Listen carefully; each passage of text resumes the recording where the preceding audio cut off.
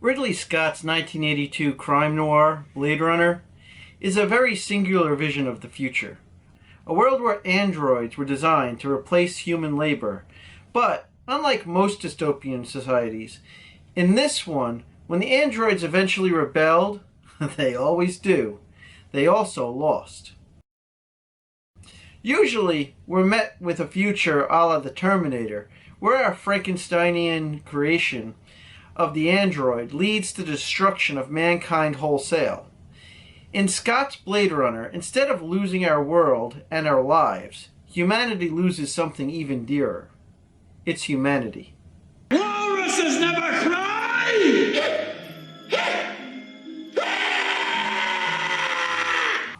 A first of its kind, Blade Runner opened up the concept of tech noir. Low-budget sci-fi mostly confined to the industrial settings.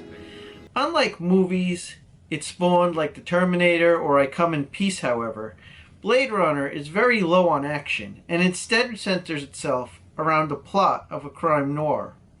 A vicious murder starts the film, and we're soon introduced to our reluctant detective Deckard, played by Harrison Ford. Deckard used to be one of the titular Blade Runners, in a future where a special branch of the police force is sent after renegade androids known as replicants.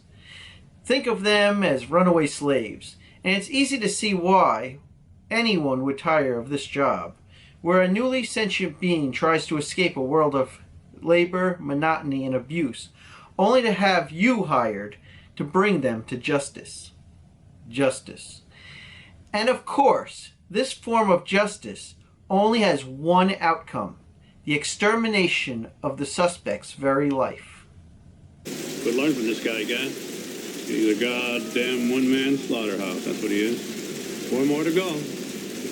And while that may be forgiven, taking into consideration the film's 4 main skin jobs of Roy Batty, Leon, Zora, and even Pris, who are all wanted murderers who seem to have little remorse for taking human life, it can't be as easily ignored when Deckard is tasked with the murder of Rachel, whose only crime in this world is being insufficiently human, when Deckard reveals her to be a replicant early on. You're watching television. Suddenly you realize there's a wasp crawling on your arm. I'd kill it. Her death is ordered by her very creator, and the genius behind all this technology in this universe, Eldon Tyrell, who is shown to be cold and calculating, and not too concerned with the deaths of his creations, let alone his own. The effects in Blade Runner are still stunning today, with the same lived-in pseudo-squalor Ridley Scott used in Alien.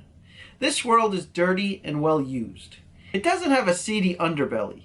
The entire production just looks seedy and lived in to the point of breaking. Streets lined with trash, and android animals sold in open markets to the highest bidder because mankind has run everything into extinction through industrial pollution. While the film isn't as action-packed as later films in the genre, that doesn't mean Blade Runner is devoid of action itself. There are several tense moments of violence, from Deckard's chase of Zora through the city streets to Pris's horrible alien shrieks as she attempts to handstand him to death. And finally, the bizarre cat-and-mouse chase between Deckard and the almost psychotic Roy Batty across the rain-soaked rooftops and through the dilapidated tenements of this world. Really, the entire movie is rain-soaked, creating a dour atmosphere from start to finish for Scott's characters to travel through. It's an uncertain world, which causes you to question, just like Deckard, who the real heroes really are.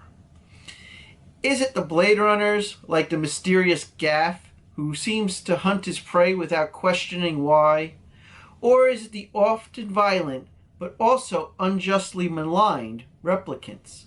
While one sees no problem disposing of an innocent in the form of Rachel, It's too bad she won't live. the other side seems no better, taking out the seemingly harmless toy maker J.F. Sebastian.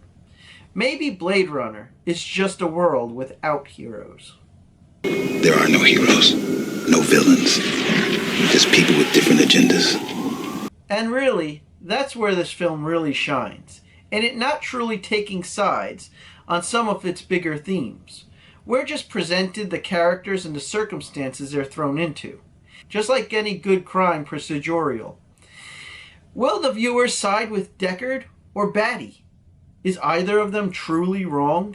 Or are there just too many variables to be weighed, like tears lost in the rain?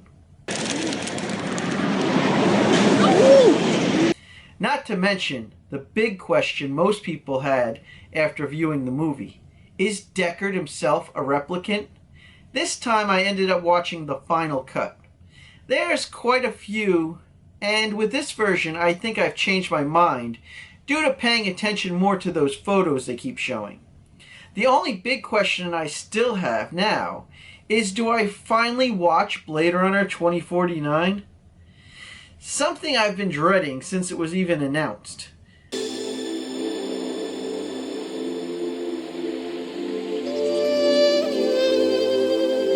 Still don't have an answer to that one 5 years later.